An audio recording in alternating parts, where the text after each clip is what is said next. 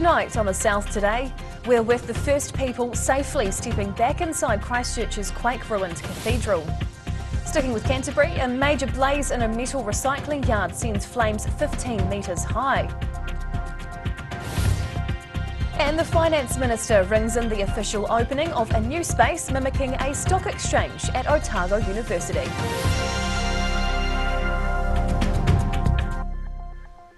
Kia ora, good evening, I'm Hannah Wilkins. The first people have safely been back inside the severely quake-damaged Christchurch Cathedral. After stringent safety precautions were completed, engineers were allowed through the doors. Footage has emerged of the first human entry inside the earthquake-damaged Christchurch Cathedral. Workers were inside for 10 minutes to check for any engineering or safety concerns before stabilisation work on the columns begin. External steel supports mitigated any risk of collapse. Over the last 6 weeks, remotely operated diggers have been clearing the rubble from inside the cathedral. The operation has successfully removed up to 250 tonnes of material. The re-entry marks the near completion of the Stage 1 stabilisation phase. The second phase of the project involves the strengthening and reinstatement of the main cathedral and the addition of a new tower. In Christchurch, the South Today. A spectacular blaze in a Christchurch scrap metal yard that burned through the night and earlier this morning is now under control, and a public health warning has been issued over the smoke. A large fire swept through the National Steel Yard in Woolston in the east of Christchurch from 8 p.m. yesterday. Explosions could be heard over several hours. A public health warning was issued for people to close windows and stay inside as plumes of thick smoke blanketed nearby suburbs. Fire and Emergency New Zealand crews at the scene say at times the flames were up to 15 metres high. 15 fire appliances and 50 firefighters were at the scene when the blaze was at its peak. FENZ believes no other private properties were damaged, although some were evacuated. And FENZ believes crews will be at the scene throughout today. In Christchurch, the South Today. New Zealand's professional firefighters are intensifying their strike action tomorrow and won't be responding to calls for the first time. For 91 years, firefighters have been on duty at the Dunedin Central Fire Station, but for the first time in history, the front doors will be shut for an hour and no professional firefighters will respond to events. Tomorrow, right across the country from 11 o'clock until 12 o'clock, all firefighters, all paid firefighters, are going to be walking off the job, and this is something that firefighters don't do lightly. It's something that I never thought we'd have to do. The Professional Firefighters Union has been taking low-level industrial action for a period of months while in negotiations about pay and conditions. The union says for an hour from 11 a.m. the doors will be shut and no one will respond for 1 hour. Late this afternoon, Fire and Emergency New Zealand put out a statement wanting to assure the public that 111 calls for fire assistance will be answered, but they're warned of delays. The union says deciding not to respond is an incredibly difficult decision for firefighters, but they feel they've been left with no choice. In Dunedin, the South Today. The team at Lund Construction have achieved a significant milestone at Dunedin's Loan and Mercantile building. Workers are undertaking the last earthquake strengthening concrete pour. This building in Dunedin's wharf area has been the site of a major makeover for the past few years. The Lund Construction project achieving a significant milestone yesterday. Well, this is the last floor pour for the strengthening work in the building. So we've poured concrete toppings over the top floor and this floor, and that ties the walls into the floors and creates a structural diaphragm. Several workers guide liquid concrete to where it needs to be in order to further earthquake strengthen the NZ Loan and Mercantile building on Thomas Burns Street.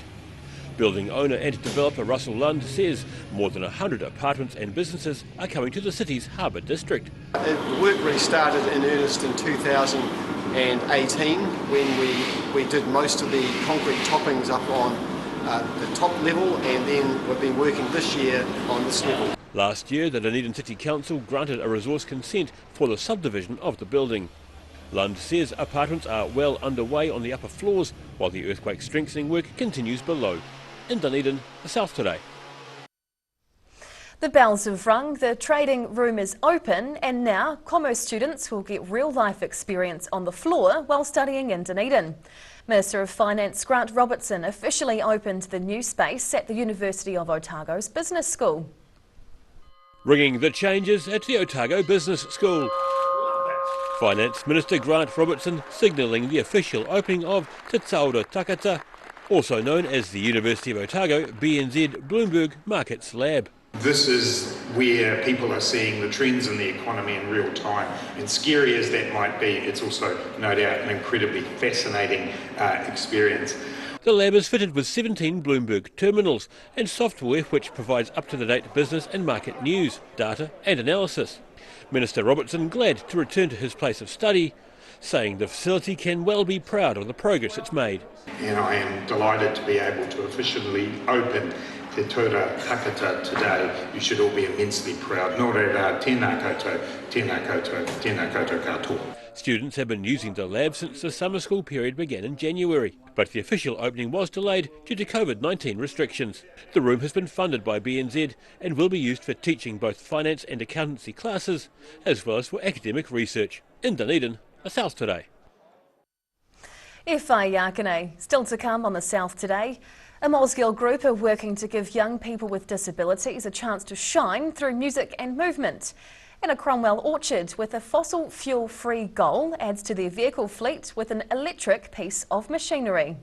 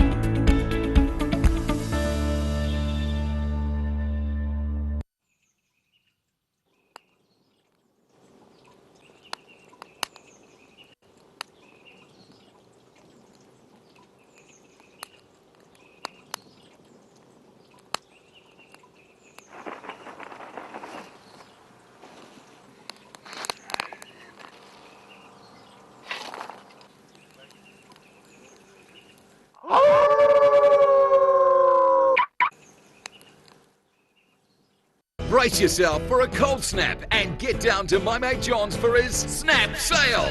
Only at John's Furniture Warehouse, Stafford Street, and online at mymatejohn.co.nz. And my mate John. A poorly maintained heat pump can lose up to 35% of its output. The Mr. Heat Pump Cleaner team are experts. Their specially developed chemical wash is totally biodegradable. Call Mr. Heat Pump Cleaner and get the job done by the professionals. Every day the team at Gillian supports grieving families at their time of need. From answering your questions to organising a farewell that reflects the wishes of your loved one, we can help. Call Gillian's today.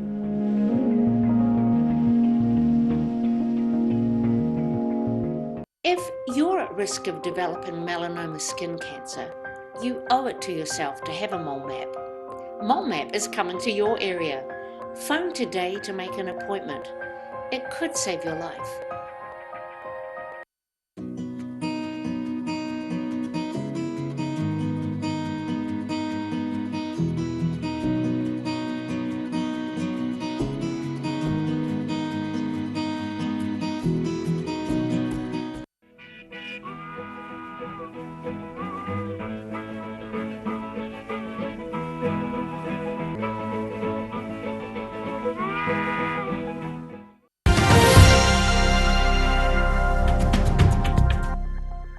Tēnā koe, welcome back. The Mosgiel Melody Makers program is aimed at giving young people with disabilities the chance to shine. Run by charitable organisation Star Jam, the workshop of music, movement and song helps to improve the confidence of the group.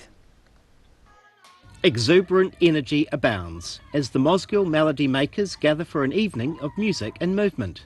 These performance workshops for young people with disabilities are run by charitable trust Star Jam. Tutor Claudia Cook says the members, called Jammers, meet every week to rehearse their performance pieces. So we'll spend some time working on one of the pieces, maybe use some percussion, have a break, have some water, start on the second piece. And a favourite weekly moment for Claudia is finishing the night with a Spot the Talent session. And that's when the Jammers have their own time to get up and perform by themselves solo or with a group. And it's just really, really cool to see their confidence grow and see them develop. The Mosgiel Melody Makers are planning to join other Star Jam groups in December for an end-of-year performance. In Mosgiel, the South Today. Tourism New Zealand has launched its first campaign to travellers from overseas in 2 years.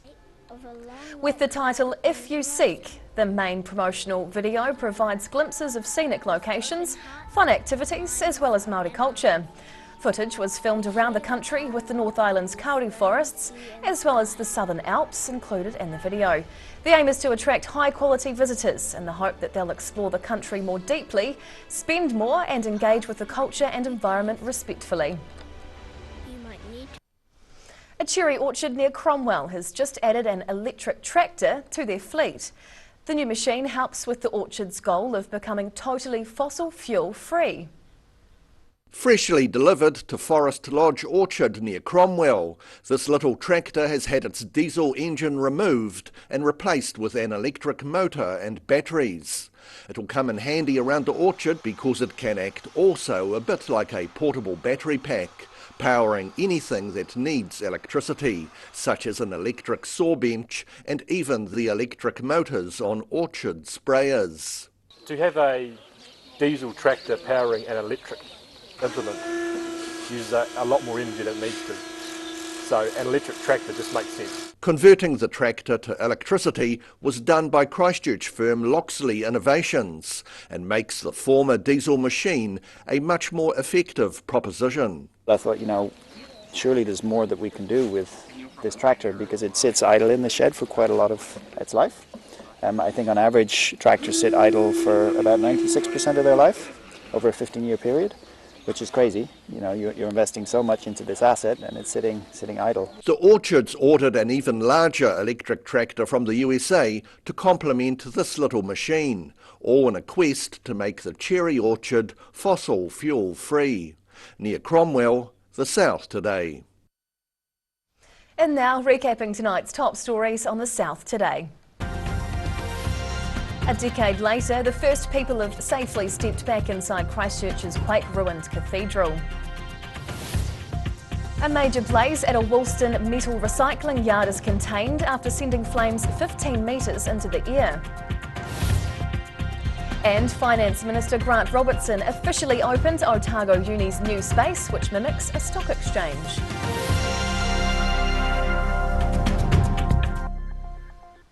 And now a look at what's happening in tomorrow's ODT. And we welcome the Associate Editor, Jo Simpson. Kia ora, Jo. Hi. What can we expect in your paper tomorrow? The Theo House consent has been declined. Okay. And Tiwai's future is back up in the air after the Electricity Authority weighs in. There is more on the Egerton Road homicide, it's featuring on 10/7 tonight, and they promise new information. Oh, okay, interesting, yeah. And there's firefighters strike and reduced bus services are to remain in place. Okay, lots to cover tomorrow. Look forward to it. Thanks, Jo. And time now for a look at the weather. The South Today weather, proudly brought to you by MoleMap, the skin cancer detection specialists. Looking at the situation, well, it seems fine on Friday with light winds and then milder nor'westerly airflow increases on Saturday ahead of a cold front.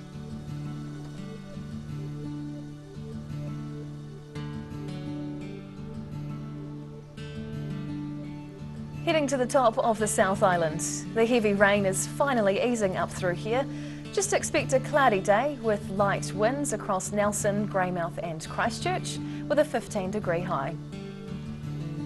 Travelling to South Canterbury and North Otago, light winds make their way down the country here too with some cloud. Ashburton gets a high of 16, Timaru 15, with Oamaru a bit lower with 14 degrees. Westwards now to the Central Lakes. Clear skies as we make our way over here. It's looking fine with light winds and 15 degrees for all three townships, Wanaka, Queenstown and Alexandra. Heading further south, still a bit of cloud over in the Catlins with 15, while Balclutha and Gore are looking clear with light winds and a high of 16. Now down to the deep south, well, mostly fine tonight in Invercargill with a low of 10 degrees. Tomorrow looks like the perfect mix of sunny periods and high cloud at times with light northerlies, warming up to 16. Into the weekend, the westerlies freshen and high cloud settles in for the day before late showers and cold southwesterlies with a high of 15 degrees. And lastly, heading to Dunedin. Becoming fine tonight, down to 8 degrees. Fine tomorrow with some cloud and afternoon northeasterlies, expect a high of 14. And Saturday should be cloudy with light winds and late showers after a warm high of 17 degrees. And that's the news this Thursday. For the latest news and videos from the southern region, head online to odt.co.nz. And you can follow Channel 39 on YouTube to catch our news bulletins on demand. But coming up after the break is the latest edition of Rugby Chat. We'll see you again tomorrow. Ka kite a pōpō.